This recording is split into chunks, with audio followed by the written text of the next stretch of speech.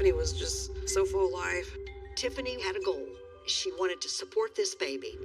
When a young pregnant woman vanishes without a trace, he heard Tiffany screaming. Your mind goes to the worst possible scenarios in your head.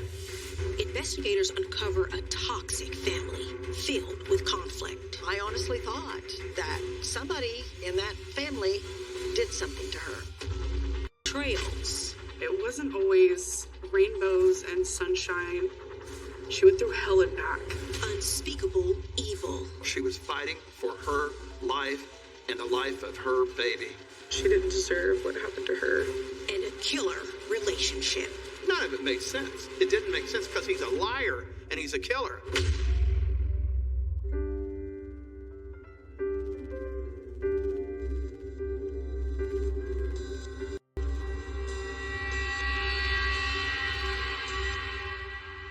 It's the fall of 2014, and 20-year-old Tiffany Adams is getting her life back on track. She's 8 months pregnant and eagerly awaiting the birth of her first child with her boyfriend, Donnie Barron. But Tiffany's bright future takes a dark turn when she abruptly disappears. In Sullivan, Indiana, police have to untangle a complicated web of relationships to solve the mystery. But who is telling the truth? And who is carrying a deadly secret?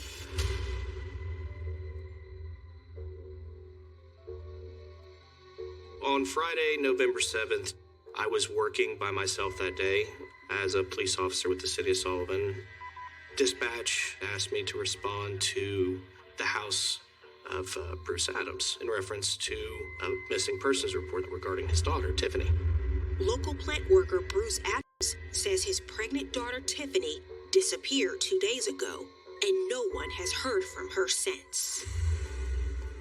I didn't know where she was at. I could tell something's happening. Bruce tells the officer that on Wednesday, November 5th, Tiffany and her boyfriend, Donnie, had a few days off work and wanted to come for a visit, but they lived 30 miles away and didn't have a car. Bruce went down to pick up Tiffany and Donnie and brought them back to his house. Then I had to go get some at the store, and then I came back, and Donnie was still sitting on the couch. Tiffany was gone. Donnie had told him that Tiffany had walked over to her mom's. Tiffany's parents had been divorced for several years, but her mom, Christina, and stepfather, Brian Orr, lived just 75 yards away. You walk out Bruce's house, and just across the yard, there's where Christina and Brian lives. And Tiffany had went over there to see her mom, and she had not returned. According to Donnie, Tiffany left the house between 11 and 11:15 a.m. and had been gone for about 2 hours. But as the minutes ticked by, Bruce got a chilling call. Bruce answered the phone. It was Tiffany's voice, and he thought he heard her yelling, and the phone then went dead. Within a matter of seconds, the phone rang again. This time, he heard Tiffany screaming. Dad. I could tell something was going on. I was just going crazy, trying to find out where and what happened. She sounds distressed, and he hears Brian Orr's voice in the background. That sends red flags everywhere. Brian Orr, Tiffany's stepfather, was known around the community as somebody that you just stayed away from. There was volatility between Bruce and Brian Orr. Tiffany, at times, was caught in the middle of it. Distressed by Tiffany's panicked screams and convinced he heard Brian's voice in the background, Bruce and Donnie rushed the short distance to the Orr's house. Brian and Christina were out in the driveway when Bruce went over and confronted Brian. Bruce says, "I don't want no trouble. I just want Tiffany." Brian looks at him with a puzzled look and says, "Get the hell off my property." Bruce tries to ask Christina if she knows where their daughter is, but she doesn't believe Bruce's story that Tiffany's gone. So he returns home and repeatedly calls Tiffany's cell phone. He gets no answer. Tiff, this is your dad. I'm dying. I'm worried to death about you. I'm afraid you're hurt or something bad happened to you. Daddy loves you. Let me know you're all right. After 48 hours pass, Bruce's hope that Tiffany will come back fades. That's when he calls the police. I honestly thought that somebody in that family did something to her. It's not particularly common that a person at 8.5 months pregnant would just up and take off. Her social media stopped. She didn't pick up her Friday paycheck. This girl lived from paycheck to paycheck. She wasn't gone because she wanted to be. Now we have to start digging into the background of Tiffany Adams. Tiffany Adams is born on June 7th, 1994 in Sullivan, Indiana, the second child of Christina and Bruce Adams. Oh, she was hilarious, man. She was so full of life. I mean, it was just nonstop smiling, dancing, singing, just being goofy. Tiffany was my childhood best friend. We just ran the streets like hooligans. She was just an adventurous person. But family life is anything but easy for Tiffany and her brother Roy. Tiffany and Roy had a rough childhood. The family dynamic was chaos. Christina and Bruce had an on-again, off-again relationship. There was a lot of argument going on in that family. And in 2009, Tiffany's parents split up for good when Christina leaves Bruce and moves in with their neighbor, Brian Orr. I think at first when Tiffany's mom met Brian, she was happy for her mom that she had met somebody that she loved, and she seemed happy. Along with the new stepdad, 14-year-old Tiffany gains older step-siblings, Mary and Jonas Orr, and Jonas's wife, Amber. Jonas had a little boy, and Tiffany really liked going over and visiting. Tiffany had a really good relationship with Amber, Jonas's wife.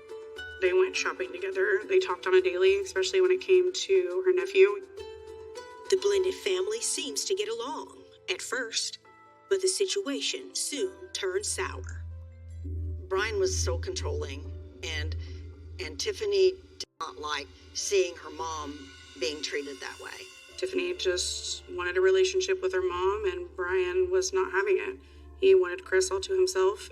Tiffany would beg Chris to leave Brian multiple times. It didn't matter what she said. Her mother just did not want to leave the relationship. Tiffany's parents aren't the only ones at war. Her stepbrother Jonas is also drawn into the fray. He's high-strung, always wanting to fight everybody and be a big bully. At one time, Jonas was threatening Tiffany and Bruce, and it was just all over the way Tiffany felt like Brian was treating her mother. Despite the family drama, there's one bright spot in Tiffany's life: her relationship with her doting boyfriend, Donnie. Donnie, he was a good guy, I think. Pretty laid-back kind of guy. He got his act together. In the spring of 2014, when Tiffany is only 19 years old, she discovers she's pregnant. Tiffany and Donnie take the news in stride and see this as the start of an exciting new chapter. Her and Donnie got away from Sullivan, and I felt like Tiffany had a goal. She got a job, and she wanted to support this baby. All she ever talked about is how that baby was going to have the best life.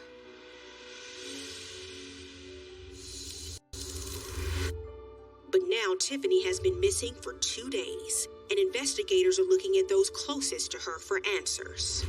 The last thing Bruce remembered her wearing was a red sweatshirt, black pants, and Ugg boots. After speaking with Bruce, the clock starts there. I did go over to Brian and Christina's house. They said no. Hadn't seen her. Both their stories matched. They both stated they were doing maintenance on a building in town. And when they got back, that's when they were approached by Bruce and asked the whereabouts of Tiffany. I asked about the phone call from Tiffany. I can quote Brian saying, "Bruce is a goddamn liar. He's making it all up." The lack of concern that we got from Christina and Brian was alarming in a way. Their demeanor during it all, it was very nonchalant. Then Officer Fisher spots something that could provide a clue to where Tiffany went. As we're talking, we noticed that there's a trail camera on the porch of Brian Orr's house. The way it's facing, it should see anybody walking up to the house. Based on the trail camera's position, the SD card would contain footage of Tiffany if she had come over, like her boyfriend Donnie suggested. So we asked Brian if we could take the SD card and review it. When Brian opened that camera box up, the SD card was gone. Somebody took the time, the very day that Tiffany Adams came up missing, to break into that camera and remove the SD card. Brian says Tiffany did it. That didn't make sense. We had cadaver dogs, we had tracking dogs, clock's ticking. That was her, true love. They were going to be together forever. I think Tiffany refused to speak about it because it would cause more chaos. Nothing is adding up.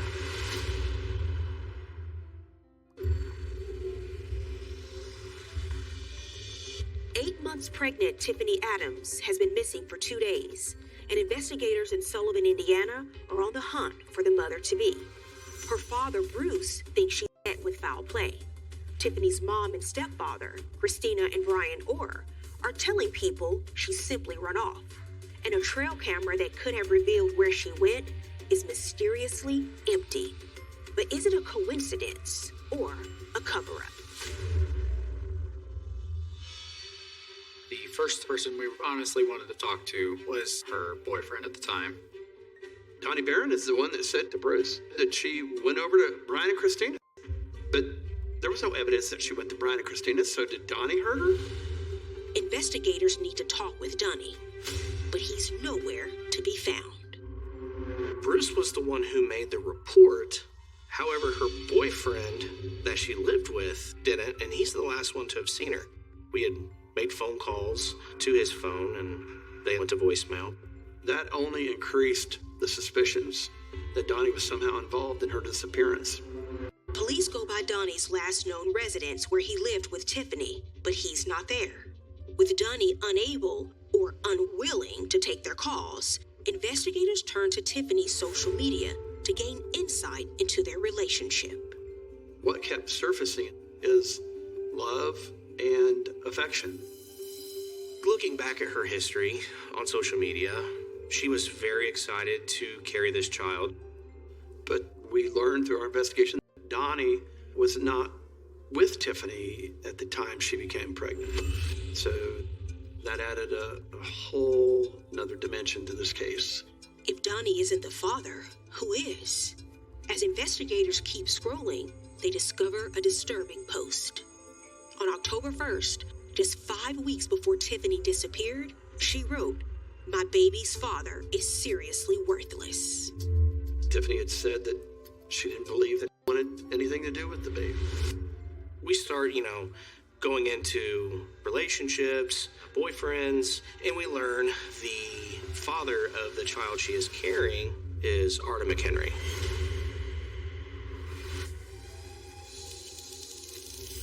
In 2011, 3 years before she starts dating Donnie, Tiffany falls in love.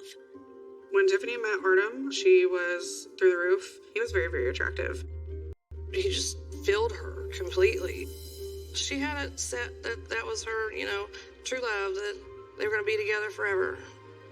They actually moved in together a couple days after meeting. But despite their intense feelings, the romance has its problems. It was a very roller coaster kind of relationship. Sometimes I could see Artem being a little controlling, but I think that was more Tiffany being jealous because, anybody look sideways at him, she'd start barking. Artem and Tiffany's relationship ends as abruptly as it started. In March of 2014, 8 months before Tiffany's disappearance, the two break up. Jeff called me crying, said he left. She was completely heartbroken. I think Tiffany took it extremely hard, but Tiffany was never one to be by herself. So regardless of the heartbreak, she was going to find someone else. And that's when she met Donnie. It's only weeks after meeting Donnie that Tiffany discovers she's pregnant. She was so shocked. She's like, what am I going to do? And then she got excited because she loved kids. Artem didn't believe it was his at first. She was so mad at Artem.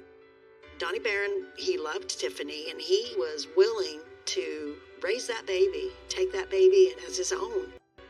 She had told me, I'm going to love this baby more than I ever had loved.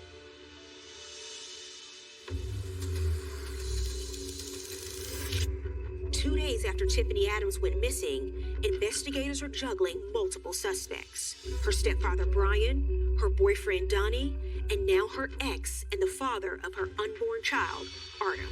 Did Artem want harm to come to Tiffany? Did Artem want harm to come to the unborn baby? Maybe there was some kind of jealousy there. Because here you have Donnie, who is stepping up. That kind of puts Artem in a bad light. So we got to find Artem McHenry, get his side of what he knows. While they look into Tiffany's current and former boyfriends, 3 days after she was last seen, investigators are able to analyze location data from Tiffany's cell phone provider. What comes back to us is a longitude and a latitude of where that phone last communicated with the tower. It was on County Road 300. That was 5 miles from Sullivan, Indiana. As you're driving east on County Road 300 North, you have part of the lake on each side of the road. Why would it ping here? There's no houses right here. We were dragging the bottom of the lake. We had cadaver dogs. We had tracking dogs. We spent several nights in winter temperatures out here with these dogs, but it was nothing that led us anywhere in the investigation. The clock's ticking. 1 week after she disappears, there's still no sign of Tiffany, but her boyfriend Donnie does resurface, and the investigators have plenty of questions. Donnie stayed at a house very close by to Bruce's. That's where we eventually made contact with him. Why did it take so long for us to reach you? You didn't reach out to us. We didn't really understand his need to disappear. Obviously, that makes someone suspicious. He said he was stressed out after her disappearance. I don't think he knew how to handle that. Donnie seemed very concerned. He truly thought something bad had happened to her while she was at Brian's place. They still can't reconcile Donnie's actions. Bruce backs up one major part of his story. He told us that Donnie was with Bruce whenever Bruce got that phone call from the landline that had Tiffany distressed on the other end of the line. Investigators still have to consider that Bruce might be lying about Donnie being with him during that phone call. But unless they can prove otherwise, Donnie has an alibi. So detectives move on to Tiffany's ex and the father of her baby, Artem McHenry. Artem McHenry lived in Linton, Indiana at the time of her disappearance. That's approximately 30-40 miles away from where Tiffany's dad's house was in Sullivan. Law enforcement proceeds to where he lives for questioning. Have you heard from her? Have you seen her? Can you give us anything? Artem didn't know what had happened to Tiffany. He suspected Donnie had maybe been involved in it. Then they ask Artem where he was on November 5th when Tiffany disappeared. During that time that she was reported missing, Artem said he was working for the family business doing construction work. So we had to closely examine Artem and his whereabouts at the time of her disappearance and confirm Artem's alibi. It's now been more than a week since Tiffany vanished, and investigators continue their search. But it's well known that the longer someone is missing, the less chance there is of finding them alive, or at all. I couldn't sleep for days, and I just searched the tracks, I searched the woods. We would do search parties where we'd have like 20, 30 of us walking. We were all concerned, especially with how pregnant she was. Days turning into weeks without finding her, you lose a lot of hope. By Christmas, Tiffany has been missing for 7 weeks, and her due date is fast approaching. Then, at the end of December, nearly 8 weeks after Tiffany first disappeared, the Sullivan police get a call. December 30th, 2014. The chief's phone rings. He answers it, and the alarm On his face, he looks at us, he hangs up the phone and says, "We gotta go, I think we found her." And it's not good. For almost 2 months, the police in Sullivan, Indiana, have been searching for 20-year-old Tiffany Adams, a mother-to-be who's just days away from her due date. On December 30th, 2014, investigators make a gruesome discovery 5 miles north of town, and the search for answers takes a tragic turn. We get a phone call from a local farmer that he had been combining his cornfield. It was a cloudy, gloomy day, and the field was muddy. And all of a sudden, he sees this bright color laying on the ground. He got down off his tractor. He realizes this is a person. He could tell by the clothing, by the hair, that it was a young female. I noticed that the corn stalks all around her were trampled down. That led me to believe that there was some sort of struggle. There was a red sweatshirt twisted around her neck, and her clothing matched what was described when Tiffany was missing. An autopsy confirms the body in the cornfield is Tiffany Adams. The coroner concluded that she died by strangulation. I've been a policeman for a long time. That was the hardest autopsy I'd ever been part of. But the reality of that baby dying, it's not the way life is supposed to be. In the autopsy, closer examination was made of the sweatshirt that was tied around her neck. In that sweatshirt was her hair that had been pulled out of her scalp. And more importantly, husks off the corn stalks. That pretty much solidified that the attack took place there. The murder happened in that cornfield. After we had a positive identification on Tiffany, we did then inform the family. I cared for her so much. I still think one day she will. She don't woke me up. I just never even happened. More than ever, detectives are determined to get justice for Tiffany Adams and her unborn son. The answer might lie in her phone records. Detectives have already established where Tiffany's phone last pinged on the day she went missing. Now that it's a homicide, they subpoena her full phone records to find out who she was communicating with on that fateful day. When you look at her phone records, prior to the panic phone calls made to Bruce House, there are text messages. Now, we were not able to see the message body, but we did have the phone numbers, and that information is key. A total of 14 messages were exchanged between Tiffany's phone and a single number on the day she disappeared. Well, when you look at those phone records, you come up with a number that was registered to Jonas Orr and his wife Amber. That's Tiffany's stepbrother. Jonas and Amber used the same phone. They only had one phone between them. When Tiffany begged her mom to leave Brian, Amber and Jonas sided with his father, Brian Orr. But would either of them go so far as to hurt Tiffany? Jonas was also known to have that temper.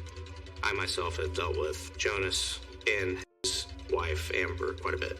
We've known Jonas to be very protective of Brian. Investigators don't know what the messages say or who sent them, so they bring Jonas Orr, Tiffany's stepbrother, in for questioning. We asked Jonas if he had communicated with Tiffany. Categorically denied it. Said he hadn't talked to Tiffany, hadn't seen Tiffany since September.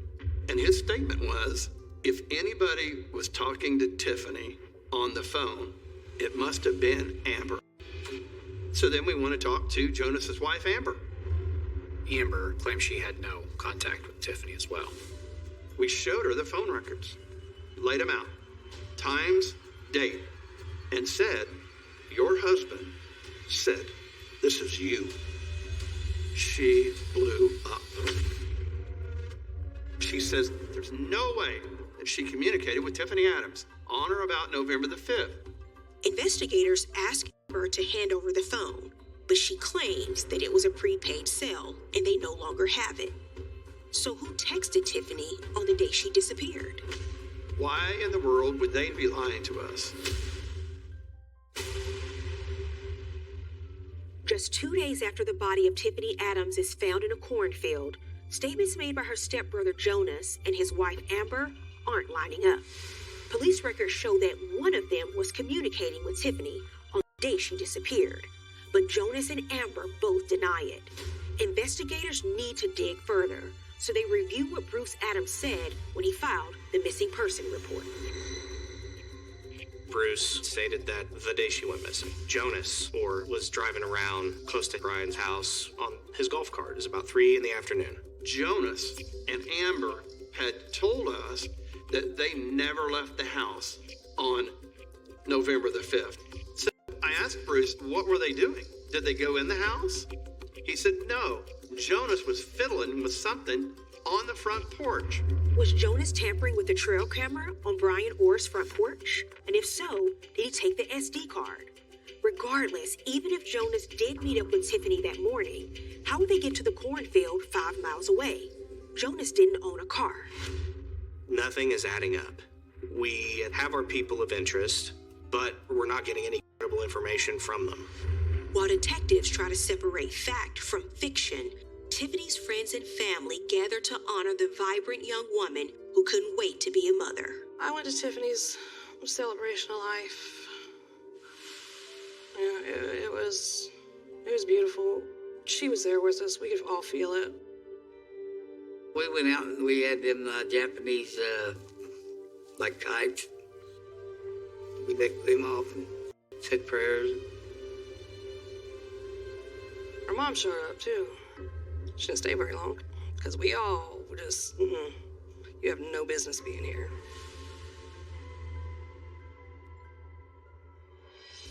Meanwhile, detectives are convinced Tiffany's cell phone and the contents of her text messages are the key to finding her killer.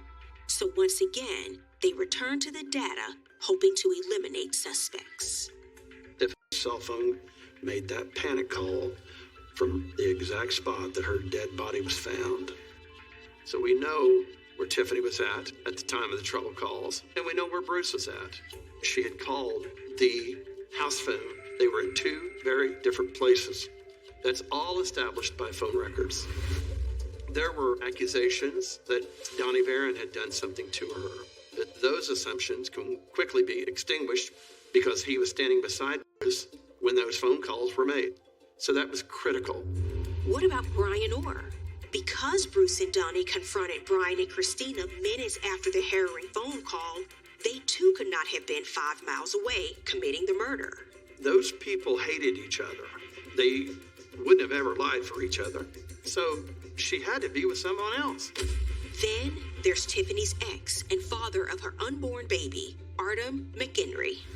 We were able to track back through cell phone technology and confirm Artem's alibi. He was 50 miles away working on a job site.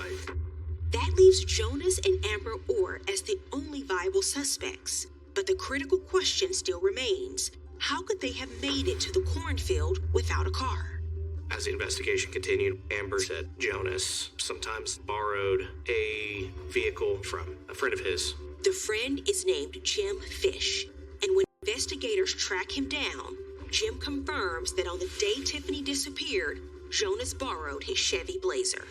All of a sudden, Jonas, on that day, was in Jim Fish's vehicle. That is direct contradiction to what Jonas told us. He didn't leave the house. According to Jim Fish, Jonas borrowed the Blazer on a regular basis, often driving Jim's fiancée to her job and then returning the car later to the sawmill where Jim worked. On November the 5th, Jonas took Katrina to work in Linton, Indiana. Around 11:30, Jonas was to leave his house to make it to the sawmill to return the Blazer. But on this particular day, Jonas said that the Blazer broke down and Jonas never made it to the sawmill. Jim said he hadn't had any mechanical problems at all. He was actually baffled by Jonas claiming that the blazer had broken down. If Jonas lied about not leaving his house, is he also not telling the truth about the blazer breaking down? Detectives can't help but wonder what else Jonas Orr is lying about, so they bring him in for a second round of questioning. We talked to guys who remember a time when you were in Jim's truck and you were broke down. I mean, I couldn't tell you exactly when that happened, but yes, it did break down. Jonas said that the blazer had broken down and that some strangers had stopped to help him. They gave him a pair of jumper cables. So I asked them if they had a cell phone, so then I texted Amber and told her I was broke down. And I let Jim know because I didn't have my phone. He tells me that he borrowed their cell phone and that's the phone that he used to text his wife. So we've been able to figure out which day it was that you were broke down and used the stranger's phone. With that day, November the 5th, 2014. So I couldn't tell you honestly. Yeah, it is. I'm done tracking days.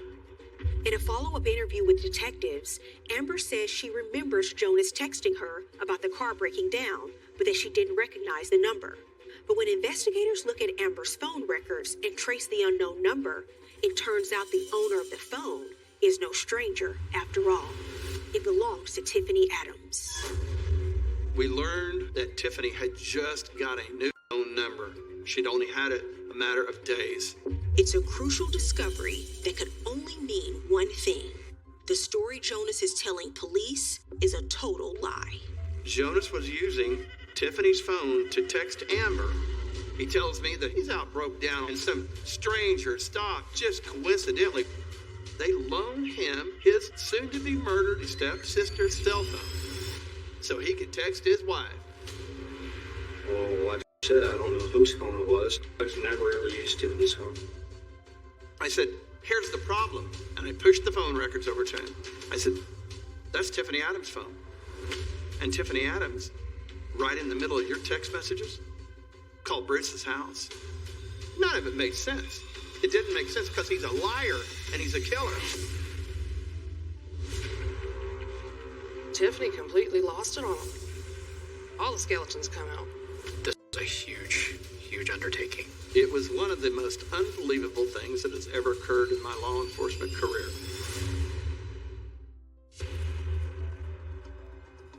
The investigators looking into the murder of Tiffany Adams have discovered Tiffany's stepbrother, Jonas Orr, was in possession of her cell phone the day she disappeared. Jonas claims he had car trouble and had to borrow a phone to let his wife Amber know he was running late. It turns out that was just another lie. The car didn't break down. But why would Jonas lie about anything? Detectives find their answer buried in an old police report. Approximately a year prior to Tiffany's murder, Tiffany showed up at the Sullivan Community Hospital. Tiffany wanted to be examined for an assault. She claimed to the officer that day that she had been raped by Jonas Orr. But after speaking with the officer, Tiffany declined to press charges against her stepbrother. I think Tiffany refused to speak about it because it would cause more chaos between her mom and Brian and her when she just wanted so badly to have a relationship with her mom. In early September, 2 months before Tiffany disappeared, things finally came to a head between Tiffany and Jonas. There was a blow-up at the General in Sullivan. There was a big verbal altercation in which law enforcement was called. Jonas was accusing Tiffany of running her mouth about his dad. Tiffany completely lost it on him. I mean, she let all her anger out. All the skeletons come out. Tiffany once again brought up the rape allegation against Jonas Orr. In response, he took legal action. He filed for a protective order, a restraining order, to shut her up so she would quit talking about it out in public. Jonas insisted the allegation was false and he was never charged with the crime. But was it a potential motive for murder? The most common theory was the day that Tiffany disappeared, Jonas had been driving Jim Fish's Blazer. I think that the same time that Tiffany walked out of Bruce's house, Jonas is driving right by his dad's house. We don't really know what Tiffany got in the Blazer. I believe that happened in that driveway, right in front of that deer camera. That is the only explanation that Jonas had to go get that SD card. Had we have been able to recover that SD card, we'd have had a picture of her getting in the Blazer with Jonas. While the missing SD card is never located, Tiffany's phone records show her traveling 5 miles north of Sullivan to the cornfield. We believe Jonas drives out to the country where no one could see them. I think that Tiffany jumped out and took off running across that cornfield. There was a fight and a struggle. She was fighting for her life and the life of her baby. And he strangled her to death. But if Jonas killed Tiffany, why did Bruce hear Brian Orr's voice in the background of her terrifying last phone call? Their voices are similar. I could see why Bruce thought that Brian had killed Tiffany. On January 20th, 2015, nearly 3 months after Tiffany Adams was killed, police believe they have enough to arrest Jonas Orr. There's an arrest warrant for 2 counts of murder. Yep, there is. That's serious. Take home. I'm not gonna take on you say I killed my sister. We're gonna arrest you for it, okay? Tell me to calm down. The investigators are sure they got their man, but the case against Jonas is largely circumstantial. What they need is hard evidence. No one's DNA was found on her clothing other than hers. We impounded Jim Fish's Blazer to see what evidence might be left behind in the passenger seat. They found a red fiber, and that thread was a match to Tiffany Adams' sweatshirt. The case is literally hanging by a thread, but will it be enough to convince a jury that it was Jonas who took the lives of Tiffany Adams and her unborn child? He never admitted to anything, but I knew he killed her, and now we have to prove it.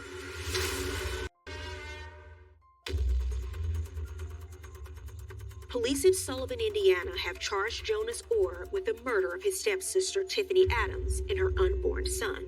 Still, the case is far from closed. A fiber from Tiffany's sweatshirt seems to place her in an SUV Jonas was seen driving on the day she disappeared. But the investigators need to prove that it was Jonas who was using Tiffany's phone to text his wife Amber. There's just one problem. We searched the entire cornfield for Tiffany's phone. Could not come up with it. Based on the GPS coordinates from Tiffany receiving the phone calls from Bruce, we concluded that the phone had to have been dumped in Sullivan Lake. When the weather broke and the ice was off of the lake, we had divers dive that lake.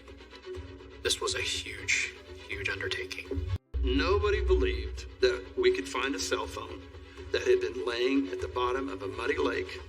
The divers had been in the water for about an hour, and one of the divers came up with a cell phone in his hand. It was one of the most unbelievable things that has ever occurred in my law enforcement career. We were told there won't be anything on that phone. You'll never find anything on it. They were wrong.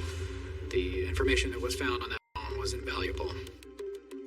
Erased text messages between Jonas Orr and his wife on the day that Tiffany Adams was murdered. In one exchange, the outgoing text from Tiffany's phone reads, "The Blazer broke down." Amber replies, "Who is this?" When asked, "Who is this?" from Amber, Jonas uses his own name. He's willing to lie to his wife to buy time to cover his tracks. It only makes sense if you're trying to get by with murder. And based on the evidence, the investigators believe Amber was never involved. Jonas acted alone. It was very clear that Jonas was the one who killed Tiffany Adams. Cell phone pings proved to be the final nail in the coffin. The exact location where Jonas sent the text was the cornfield where Tiffany's body was found. That really cinched this case. He was caught. We were able to pull all the pieces together. On June 27, 2016, Jonas Orr goes to trial. It takes the jury less than 1 hour to find him guilty of murdering Tiffany Adams and her unborn son. Jonas is sentenced to 130 years. He will spend the rest of his life in prison where he belongs. Justice, in my opinion, was served. Today, Tiffany's loved ones remain determined to keep her memory alive. She's always going to be in my heart. She's always got a piece of my heart. She does. Tiffany Adams was loving. She was caring. She was kind. She didn't deserve what happened to her. I loved her so much. Tiffany, I love you with all my heart. I'll never forget you. No matter what. To everyone who knew her, Tiffany Adams was a source of love, laughter, and light. Her smile could brighten any room. But that light was extinguished by a man consumed by anger and rage. In one unthinkable act, he didn't just take one life, he stole two. A bright future and a future life destroyed by a killer relationship.